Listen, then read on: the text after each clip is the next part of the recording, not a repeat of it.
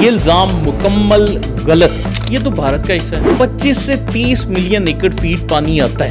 ہمیں اس طرح کی باتیں ان سے سننے کو مل رہی ہیں. کیسے دریائے سندھ سے پانی لیا جائے گا, پھر اس کو کتنا پانی چاہیے. ہم ایک اور الزام کی طرف چلتے ہیں. غلط قسم کا سوال کیوں ہے. 1991 کی واٹر ریکارڈز کو سائن کیا تھا اور یہ بالکل آزاد ہے, اور وہ کھیتوں میں کیسے جائے گا. خدا کے بندے.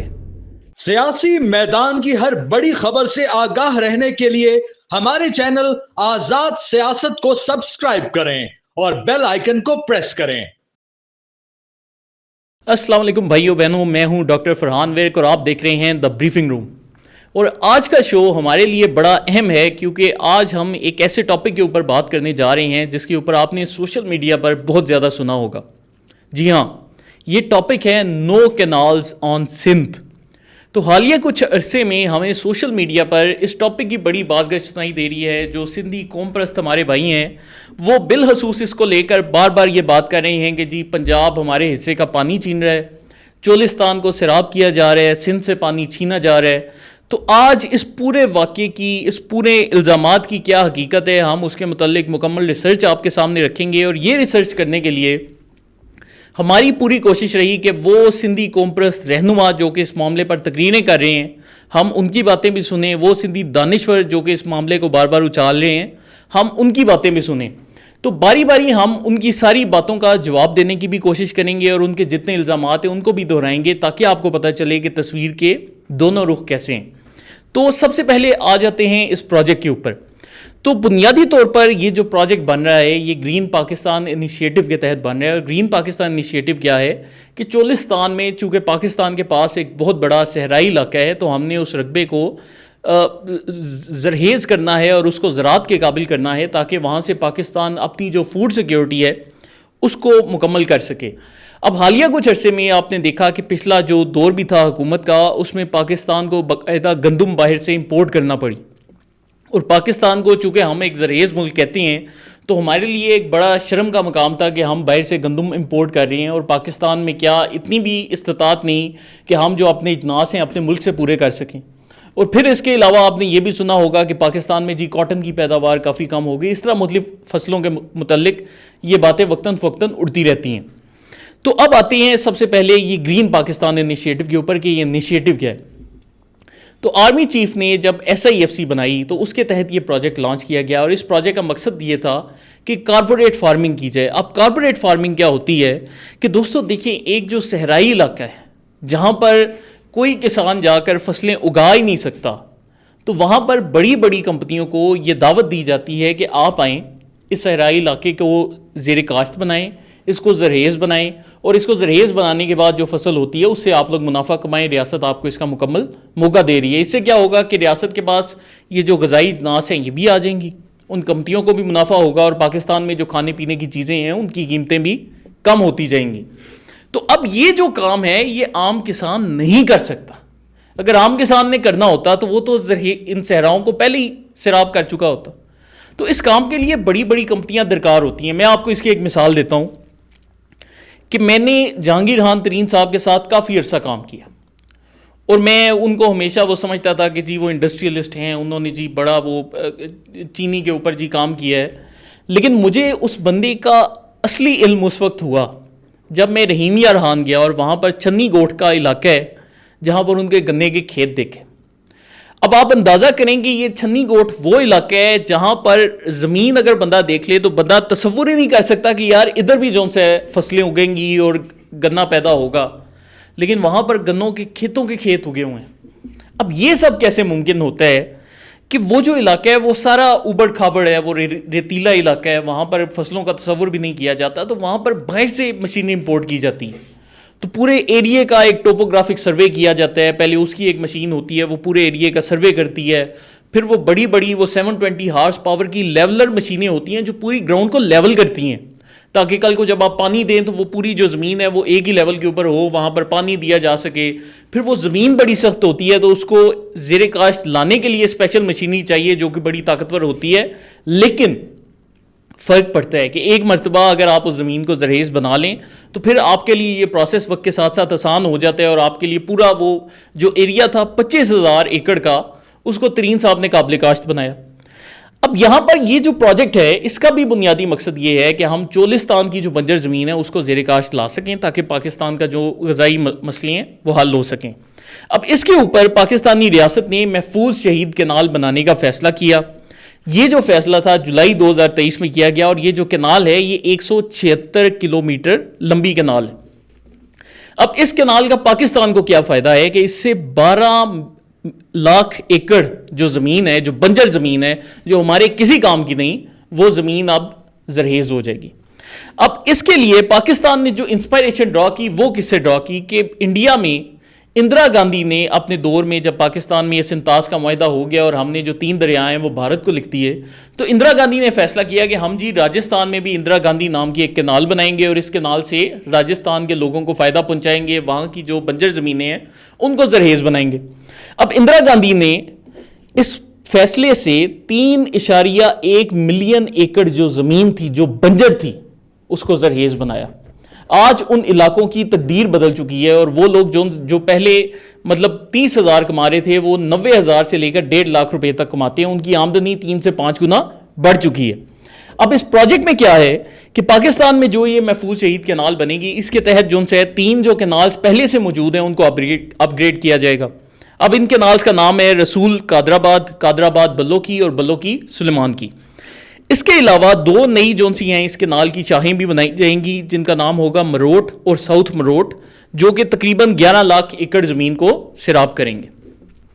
اس پروجیکٹ کی جو مکمل کاسٹ ہے وہ تقریباً 225 ارب روپے. اب ہوتا کیا ہے کہ جیسے ہی اس پروجیکٹ کا اعلان ہوا اس کے بعد سے ہمیں آہستہ آہستہ انٹیریئر سندھ میں وہ کومپرس جن کا تعلق جسکم سے ہے, یہ جسکم والے کون ہیں, یہ سندھو دیش والے ہیں جو کہ سندھ کو ایک علیحدہ ملک بنانا چاہتے ہیں, انہوں نے شور مچانا شروع کیا. اب انہوں نے جب شور مچانا شروع کیا تو اس کے ساتھ ساتھ یہ جو ذوالفقار علی بھٹو جونیئر صاحب ہیں یہ بھی آگے, کیونکہ یہ جی کہتے ہیں میں بڑا جی انوائرمنٹل ایکٹیوسٹ ہوں اور میرا کام ماحولیات کو محفوظ بنانا ہے, تو جی یہ جو سندھ کا دریا ہے اس سے اگر چولستان کو سیراب کریں گے تو ہمارے پاس پانی نہیں بچے گا. ابھی ہم یہ پوری کہانی ڈسکس کریں گے. اور جب یہ ذوالفقار علی بھٹو جونیئر کی چند تقریریں منظر عام پر آتی ہیں تو اس کے بعد اچانک ہی پیپلز پارٹی بھی ایکٹیویٹ ہو جاتی ہے اور وہ سمجھتی ہیں کہ جی یہ ذوالفقار علی بھٹو جونیئر اس پر زیادہ پوائنٹ سکورنگ نہ کر لے, تو اس سے بہتر یہ ہے کہ ہم جو سے ہم بھی اس ٹاپک پر چڑھ دوڑیں اور ہم بھی بولیں کہ جی یہ ہمارا مسئلہ ہے اور جی یہ سندھ کا مسئلہ ہے اور ہمارے ساتھ جی بڑی زیادتی ہو رہی ہے. تو اب آہستہ آہستہ ہم اس پوری زیادتی کے متعلق آج ہم آپ سے بات چیت کریں گے. اب جی جو سب سے پہلا الزام لگتا ہے وہ یہ لگتا ہے کہ یہ جو ہم بنانے جا رہے ہیں محفوظ شہید کینال اس کے لیے دریائے سندھ کا پانی استعمال ہوگا. یہ الزام مکمل غلط ہے. محفوظ شہید کینال جو سی ہے وہ بننے جا رہی ہے دریائے ستلج کے اوپر. اب ایک سوال یہاں پر جو یہ لوگ اٹھاتے ہیں وہ کہتے ہیں کہ جی یہ جو دریائے ستلج ہے یہ تو بھارت کا حصہ ہے اور پاکستان نے بھارت کو لکھ دیا تھا, تو اس کا مطلب ہے کہ اس دریا سے تو پانی نہیں آتا, تو آپ جب اس کے اوپر کینال بنائیں گے تو اس کا مطلب تو یہ ہے کہ آپ دریائے سندھ سے پانی چوری کر رہے ہیں, آپ وہاں سے پانی ادھر لے کر جائیں گے. اب آپ کو اس کی اصلیت بتائیں تو دریائے ستلج میں جولائی سے لے کر ستمبر تک 25 سے 30 ملین ایکڑ فیٹ پانی آتا ہے. 25 سے 30 ملین ایکڑ فیٹ پانی آ رہا ہے. محفوظ شہید کینال کو جو ٹوٹل پانی چاہیے اپنے فیز 1 کے لیے وہ ہے 0.58 ملین ایکڑ فیٹ. 0.58 ملین ایکڑ فیٹ. لیکن اب ہمیں اس طرح کی باتیں ان سے سننے کو مل رہی ہیں. اب اس کے علاوہ اگر ہم ڈرائی سیزن پر آ جائیں کہ مطلب یہ جو عرصہ ہے اکتوبر سے لے کر جون تک کا, اس میں بھی دریائے ستلج میں انڈیا کی طرف سے 3 ملین ایکڑ فیٹ تک پانی آتا ہے. 3 ملین ایکڑ فیٹ, ٹھیک ہے. تب 25 سے 30 آتا تھا, ڈرائی سیزن میں 3 ملین ایکڑ فیٹ آتا ہے. محفوظ شہید کینال کے فیز 1 کو کتنا پانی چاہیے؟ 0.58 ملین ایکڑ فیٹ.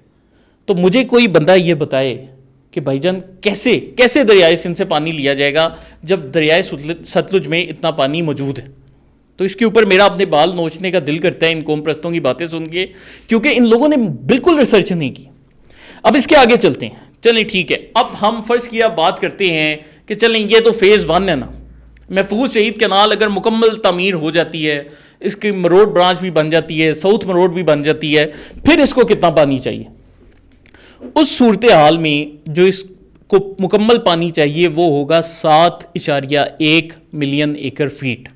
7.1. لیکن ہمیں یہ بات بھی ذہن میں رکھنی ہے کہ کبھی بھی جو ایسی کینال ہوتی ہے یہ فل میکسیمم کیپیسٹی پر نہیں چلتی.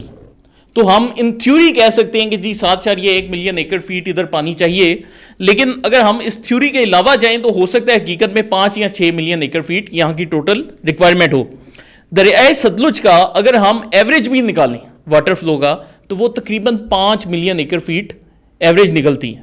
تو اگر فرض کیا کہ 5 ملین ایکڑ فیٹ یہاں سے مل رہا ہے, تو یہاں پر جو ہماری ریاست کا ایک منصوبہ تھا وہ یہ تھا کہ اگر یہ باقی فیزز ہم مکمل کرتے ہیں تو پھر کیا ہوتا ہے کہ دریائے سندھ میں جب یہ جولائی سے ستمبر تک کے مہینے آتے ہیں اور مونسون کا پانی آتا ہے تو وہ والے پانی میں سے 1.6 ملین ایکڑ فیٹ ہم یہاں پر شامل کر لیں گے تاکہ جو اس کینال کی ریکوائرمنٹ ہے وہ پوری ہو جائے. اور اس کا ایک فائدہ یہ بھی ہوگا کہ سندھ میں جو سیلاب آتے ہیں, آپ کو پتہ ہی ہوگا کہ 2 سال پہلے جو سیلاب آئے انہوں نے سندھ میں کتنی تباہی کی, تو ہم ان سیلاب کے پانیوں کو بھی کافی حد تک کم کر سکتے ہیں. روک نہیں سکتے کیونکہ پھر بھی بہت پانی آتا ہے, لیکن کچھ نہ کچھ اس میں کمی ہو جائے گی اور یہاں سے چولستان کو بھی سیراب کر لیا جائے گا.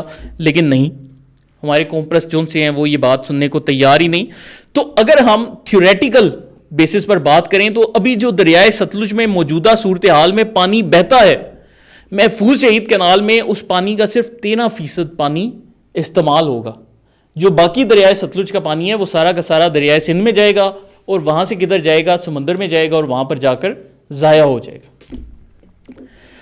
اب جی یہاں پر جو الزامات لگتے ہیں, اب ہم ایک اور الزام کی طرف چلتے ہیں کہ یہ جی جو پروجیکٹ بنے گا اس سے سندھ میں جو پانی ڈاؤن سٹریم جاتا ہے سندھ کی جانب, وہ جو ڈاؤن فلوز ہیں پانی کے وہ سارے متاثر ہوں گے اور سندھ کو پانی ملنا بند ہو جائے گا. اب دوستو یہ جو سوال ہے یہ انتہائی ایک غلط قسم کا سوال ہے. غلط قسم کا سوال کیوں ہے؟ کیونکہ 1991 میں پاکستان کے اس وقت کے جو وزیر اعظم صاحب تھے ان کا تعلق بھی سندھ سے تھا, جو وزیر اعلیٰ سندھ تھے اس وقت وہ بھی سندھ سے تھے, اور چاروں صوبوں کے جو وزراء اعلیٰ ہیں اور اس وقت کے جو وزیر اعظم ہیں ان سب نے بیٹھ کر 1991 کی واٹر ریکارڈز کو سائن کیا تھا. اب یہ جو پانی کا ہمارا معاہدہ تھا یہ کیا تھا کہ اس میں ہر صوبے کا ایک مقررہ حصہ فکس کر دیا گیا تھا کہ جی پنجاب کا اتنا حصہ ہے, سندھ کا اتنا حصہ ہے, بلوچستان کا اتنا حصہ ہے, خیبر پختونخوا کا اتنا حصہ ہے. ٹھیک ہے جی. اور اس کے تحت ہم نے ایک آرگنائزیشن بنائی تھی جس کو کہتے ہیں Indus river system authority, IRSA. اب یہ جو آرگنائزیشن ہے یہ فیڈرل فیڈریشن کی آرگنائزیشن ہے, فیڈرل لیول پر آپریٹ کرتی ہے اور یہ بالکل آزاد ہے. اس کا کسی صوبے سے کوئی تعلق نہیں, اس کا تعلق وفاق سے ہے. اور ارسا کا جو مکمل مقصد ہے اس کو بنانے کا وہ یہ ہے کہ ہر صوبے کو اس کا جتنی پانی کی ریکوائرمنٹ ہے اور جتنا معاہدہ ہوا ہے اس کے مطابق ہر صوبے کو اس کا اتنا پانی جانا چاہیے. اب یہ جو ارسا ہے اس نے ٹیلی میٹری سسٹم بنائے تھے. اب ٹیلی میٹری سسٹم کیا ہوتا ہے کہ جتنا بھی یہ دریا سے پانی فلو کرتا ہے اس سارے پانی کا حساب کتاب لگایا جاتا ہے, اور ٹیلی میٹری سسٹم یہ بتاتے ہیں آپ کو کس دریا سے کتنا پانی گزر رہا ہے, صوبے کو اس کا مقررہ حصہ ملا ہے کہ نہیں ملا, تو یہ پوری تفصیلات آتی ہیں. اب یہاں پر کیا مسئلہ ہوا کہ میاں نواز شریف صاحب کی جب 1990 کی دہائی میں حکومت آئی تو انہوں نے ٹیلی میٹری سسٹم جگہ جگہ دریائے سندھ پر لگائے تاکہ کہیں بھی ایسے کسی صوبے کو شکایت نہ ہو کہ جی یہاں پر پانی کم آ رہا ہے یا پانی زیادہ آ رہا ہے, تو اس مسئلے کا حل کیا جائے. لیکن میاں نواز شریف صاحب کی حکومت جانے کے بعد سسٹمیٹیکلی جتنے بھی دریائے سندھ کے اوپر یہ ٹیلی میٹری سسٹمز لگائے گئے تھے ان پر قوم پرستوں کی جانب سے حملے کیے گئے اور ان سسٹمز کو توڑا گیا تاکہ یہ جو بدگمانیاں ہیں یہ پیدا کی جائیں. اب پاکستانی ریاست کیا کر رہی ہے کہ سندھ کے ان کنسرنز کو ایڈریس کرنے کے لیے 27 جو کی سائٹس ہیں دریائے سندھ کے اوپر, ان کے اوپر 23 ارب روپے لگا کر ہم دوبارہ سے نئے ایڈوانس ٹیلی میٹری سسٹمز لگا رہے ہیں تاکہ کسی صوبے کو یہ شکایت نہ رہے کہ جی ہمارا پانی چوری ہو رہا ہے. پانی کا ایک ایک جو قطرہ بھی جائے گا اس کو بھی انہوں نے وہ گننا ہے, شمار کرنا ہے اور اس کے باقاعدہ نمبرز آئیں گے. اب یہاں پر ایک اور سوال آتا ہے کہ ایک دریا کا وہ حصہ جہاں سے وہ پانی میں گرتا ہے تو وہ جو زمین ہے اس زمین کے لیے بڑا امپورٹنٹ ہوتا ہے کہ وہاں پر دریا کا پانی سمندر میں جاتا رہے تاکہ وہ جو زمین ہے وہ برقرار رہے. اس حصے کو ڈیلٹا کہا جاتا ہے کہ وہ حصہ جہاں سے دریا کا پانی سمندر میں جا کر گرتا ہے. اب سندھ میں ڈیلٹا کا علاقہ کون سا ہے؟ کوٹری براج سے لے کر ٹھٹھا, بدین, سجاول اور یہ جو کراچی میں ملیر اور گٹاب کے علاقے ہیں ان ساروں کو ڈیلٹا کہا جاتا ہے. اور ڈیلٹا کے متعلق ضروری یہ ہے کہ ایک ڈیلٹا میں فکسڈ اماؤنٹ آف واٹر جو ہے دریا سے جانا چاہیے کہ اگر اس سے کم پانی اس ڈیلٹا میں جاتا ہے اور وہ کم پانی دریا میں گرتا ہے تو اس سے کیا ہوتا ہے کہ سمندر کا جو پانی ہے وہ اس ڈیلٹا کی زمین پر آنا شروع کر دیتا ہے. اب سمندر کا پانی اگر ڈیلٹا کی زمین پر آئے گا تو پھر کیا ہوگا کہ وہاں پر جو ڈیلٹا کا زرخیز رقبہ ہے وہاں پر وہ نمکیات جمع ہونی شروع ہو جائیں گی, وہاں پر وہ لوگ جو مچھلیاں پکڑتے ہیں وہ ساری تباہ ہو جائیں گی, جو ان کا ماحول ہے وہ تباہ ہو جائے گا. تو سندھ کا جو ڈیلٹا ہے اس کو برقرار رکھنے کے لیے کہ ان علاقوں پر کوئی فرق نہ پڑے, 8.6 ملین ایکڑ فیٹ پانی کی ریکوائرمنٹ ہے. دوبارہ سے یہ نمبر سنیں, 8.6 ملین ایکڑ فیٹ. لیکن جو پانی جاتا ہے اس ڈیلٹا میں وہ کتنا جاتا ہے, 26.8 ملین ایکڑ فیٹ. تو اس کا مطلب کیا ہے کہ یہ جتنا اضافی پانی جا رہا ہے 8.6 ملین ایکڑ فیٹ سے, وہ سارے کا سارا پانی سمندر میں جا رہا ہے اور ضائع ہو رہا ہے, اور یہ وہ پانی ہے جو کہ پاکستان میں استعمال کیا جا سکتا ہے. لیکن چلیں اس کے آگے چلتے ہیں. اس کے علاوہ جو پاکستان میں دریا کی سٹوریج کیپیسٹی ہے کہ ہمارے ہاں جتنا بھی پانی اکٹھا ہوتا ہے اس کی جتنی ہمارے ملک کی سٹوریج کیپیسٹی ہے وہ تقریباً 30 دن کی ہے اس وقت جو ہماری صورتحال ہے. انڈیا ہمارے مقابلے میں 90 دن کا پانی سٹور کر کے رکھتا ہے. اب یہ جو ہماری 30 دن کی ہے اس میں بھی ایک بڑی وجہ یہ ہے کہ یہ لوگ جب بھی کوئی ڈیم بننے لگتا ہے یا جب بھی کوئی پروجیکٹ شروع ہوتا ہے اس کے اوپر جی شور اٹھنا شروع ہو جاتا ہے کہ جی پاکستان اگر یہ ڈیم بنائے گا تو اس سے سندھ کا جو پانی ہے وہ کم ہونا شروع ہو جائے گا. حالانکہ اس پر بھی حقیقت یہ ہے کہ آپ کا جو ڈیم ہے وہ پانی کو روکتا نہیں ہے, پانی کو محفوظ بناتا ہے. کہ پانی ایک جگہ ذخیرہ کر لیا گیا ہے, فرض کیا ڈرائی سیزن آپ کا لمبا ہو جاتا ہے تو پھر کیا ہوگا کہ وہی جو ذخیرے والا پانی ہے اس کو ہم استعمال کر سکتے ہیں تاکہ کاشتکاروں کو, کسانوں کو, کسی کو بھی مسئلہ نہ ہو. لیکن یہاں پر ہمارے ڈیمز کو روک دیا جاتا ہے. اب یہاں پر دیکھیں, آپ کو میں نے پہلے بتایا ٹیلی میٹری سسٹم کا کہ پانی کا ایک ایک جو قطرہ جا رہا ہے, جتنا بھی پانی ایک دریا میں جا رہا ہے وہ پورے کا پورا ارسا اس کو مانیٹر کرتی ہے. ہر صوبے کو اس کے حصے کے مطابق حق دیا جاتا ہے. کسی صوبے کو کوئی شکایت نہیں کہ جی ہمارا جو پانی ہے وہ کم مل رہا ہے, اور اگر شکایت ہو تو ارسا اس کو ایڈریس کرتا ہے. اور ایڈریس کیسے کیا جاتا ہے, ڈیٹا کے ساتھ. تو پہلے تو انہوں نے ٹیلی میٹری سسٹم تباہ کیے, اب وہ نئے سسٹمز لگ رہے ہیں تو ان کے تحت بھی اگر کسی ڈیم میں پانی سٹور کیا جا رہا ہے تو اس کا فائدہ یہ ہے کہ اگر فرض کیا اللہ نہ کرے کہ کل کو سندھ میں یا پنجاب میں یا کہیں بھی پانی کی کمی ہوتی ہے تو اسی ڈیم کی مدد سے, وہی ٹیلی میٹری سسٹمز کی مدد سے آپ کو وہ پانی دیا جائے گا جو کہ آپ کی ریکوائرمنٹ. تو اس سے الٹا ان لوگوں کا مستقبل محفوظ ہو رہا ہے کہ سندھ پاکستان سے علیحدہ نہیں ہے. یہ جو ڈیمز ہیں ان کا سندھ کو بھی فائدہ ہے, لیکن افسوس کے ساتھ اس طرح کی باتیں کی جاتی ہیں.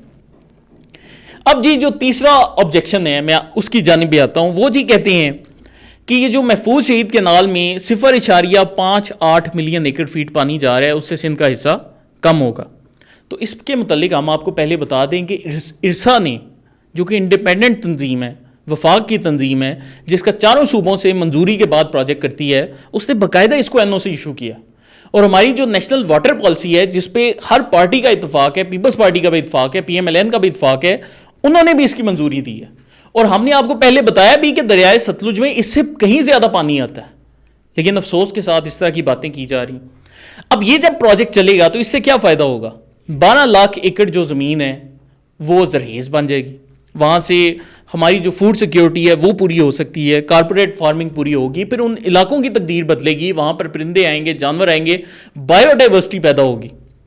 اب یہاں پر میں فیس بک کے اوپر ایک دانشور ہیں ڈاکٹر حسن عباس صاحب, ان کا بھی میں کلپ سن رہا تھا اور مجھے بڑا افسوس ہوا کہ یار ہمارے ہاں اس پائے کے دانشور پائے جاتے ہیں جنہوں نے آج تک کارپوریٹ فارمنگ ہوتی دیکھی نہیں لیکن اس کے اوپر تبصرے کر رہے ہیں. اب انہوں نے 2 اعتراضات کیے, میں وہ دونوں اعتراضات آپ کے سامنے رکھتا ہوں. نمبر 1 یہ کہ جی صحرائی زمین ہے, وہ تو اوبڑ کھابڑ علاقہ ہے, وہاں پر تو آپ پانی کے کینال بنا ہی نہیں سکتے. اگر وہاں پر آپ نے پانی کے کینال بنا دیے تو پانی ٹریول کیسے کرے گا, اور وہ جی کھیتوں میں کیسے جائے گا. خدا کے بندے, آپ نے کبھی کارپوریٹ فارمنگ ہوتی دیکھی ہے؟ کارپوریٹ فارمنگ میں دوستو جو سب سے پہلا قدم ہوتا ہے وہ زمین کو لیول کرنے کا ہوتا ہے, کہ وہاں پر سیٹلائٹ سے باقاعدہ مانیٹر کیا جاتا ہے کہ زمین کہاں سے اوپر ہے, کہاں سے نیچے ہے, کون سا علاقہ ہے جہاں پر ہم اگر وہ واٹر ایریگیشن کریں گے تو وہاں پر مسئلے مسائل کھڑے ہوں گے. تو پوری زمین کو پہلے ایک لیول پر لایا جاتا ہے, جدید ترین مشینری کا استعمال ہوتا ہے, اور اس کے بعد وہاں پر پانی جو ہے وہ دیا جاتا ہے تاکہ وہ جو ایریا ہے وہ زیر کاشت ہو سکے. تو ایسے نہیں ہوتا کہ آپ نے ایک صحرا جو ہے وہ بنایا ہے اور اس کے اوپر پانی چھوڑ دیا اور وہاں پر جی فصلیں اگائیں گی. ایسے نہیں ہوتا میرے بھائی, آپ کو کم از کم اتنی بیسک چیز تو پتہ ہونی چاہیے.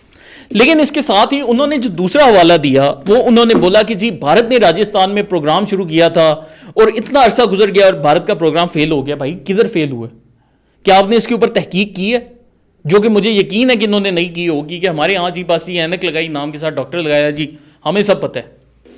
اب ہم آپ کے سامنے حقائق رکھتے ہیں کہ اندرا گاندھی نے جب یہ پروگرام شروع کیا اور یہ جو پاکستان سے 3 دریا لیے تھے ان کا رخ راجستھان کی جانب موڑا, تو اس وقت راجستھان میں 60% جو علاقہ تھا وہ صحرائی علاقہ تھا, وہاں پر کسی قسم کی کاشتکاری نہیں ہو سکتی تھی.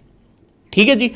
اب اس علاقے میں جب یہ پانی جانا شروع ہوا تو 3.1 ملین ایکڑ یعنی کہ 31 لاکھ ایکڑ جو صحرائی زمین تھی, ریگستانی زمین تھی, اس کو زرخیز زمین کیا گیا. اور اس کے نتیجے میں جو بھارت کے شہر ہیں شری گنگا نگر, ہنومان گڑھ, بیکانیر, جیسلمیر, بارمر اور چھوڑو, یہاں پر 3 سے 5 گنا جو لوگوں کی آمدنی تھی وہ بڑھ گئی. اب اس میں بھی ایک اور جو چیز ہمارے سامنے آڈینس کے سامنے لانی چاہیے وہ یہ ہے کہ پاکستان نے یہ جو چولستان میں اریگیشن کا سسٹم شروع کیا ہے, اس کو کہا جاتا ہے ہائی ایفیشینٹ اریگیشن سسٹم. تو یہاں پر کیا ہوتا ہے کہ 1000 ایکڑ زمین کے لیے جو بالکل بنجر زمین ہے اس کے لیے صرف 3.5 کیوسیک پانی استعمال کیا جاتا ہے, جبکہ سندھ میں جو اریگیشن ہو رہی ہے اس میں 1000 ایکڑ کے لیے تقریباً 10 سے 12.5 کیوسیک جو سا پانی ہے وہ استعمال کیا جاتا ہے. تو ہمیں اس چیز سے بھی سمجھنا چاہیے کہ یہاں پر پانی اتنا استعمال نہیں ہوگا جتنا سندھ میں ہوتا ہے, کیونکہ یہاں پر ہمارا جو اریگیشن سسٹم ہے وہ پہلے سے ہی وہ ہائیلی ایفیشینٹ اریگیشن سسٹم ہے, ہم وہ نارمل جو اریگیشن سسٹم ہے وہ استعمال نہیں کیا جا رہا.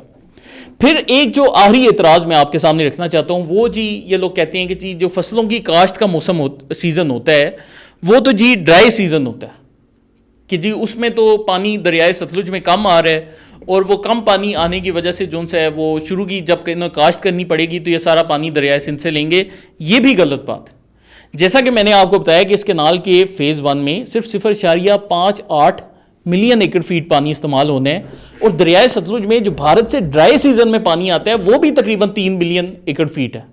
تو 3 ملین میں سے 0.58 ملین ایکڑ فیٹ پانی نکالنا کوئی بڑا مسئلہ نہیں, پاکستان وہ بھی نکال سکتا ہے. دوسری چیز یہ کہ پنجاب کا بھی پانی میں حصہ ہے, کوئی یہ نہیں کہ دریائے سندھ کا نام دریائے سندھ ہے تو وہ صرف سندھ کا دریا ہے, اس میں ہر صوبے کا حصہ موجود ہے. تو جو بھی حصہ ہوگا وہ پنجاب اپنے شیئر سے ادا کرے گا, اور وہ کیسے کرے گا کیونکہ یہاں پر ٹیلی میٹری سسٹم لگا ہے, پانی کا ایک ایک جو قطرہ ہے وہ اکاؤنٹیبل ہے. تو آپ کیسے یہ بات کہہ سکتے ہیں کہ جی یہاں پر دریائے سندھ کا پانی چوری کیا جا رہا ہے. تو بڑے افسوس کی بات ہے. اگر کسی دوست کے مزید ریزرویشنز ہوں, آپ کے کوئی سوال ہوں, آپ لازمی کومنٹس میں لکھیں, لیکن میں چاہتا ہوں کہ ہم اس کے اوپر تھوڑی سی پڑھی لکھی ریسرچ کریں بجائے اس کے کہ ہم مفروضوں پر بات کریں, کیونکہ میں نے جتنی بھی باتیں سنی ہیں میں نے لوگوں کے 1.5-2 گھنٹے کے پوڈ کاسٹ سنے ہیں, اور وہاں پر بھی جی مفروضوں کے اوپر بات چیت چل رہی ہے کہ جی دیکھیں اگر فرض کیا دریائے ستلج پر انڈیا اگر مکمل ہی پانی پر قبضہ کر لیتا ہے تو پھر تو یہ دریائے سندھ سے پانی لیں گے نا.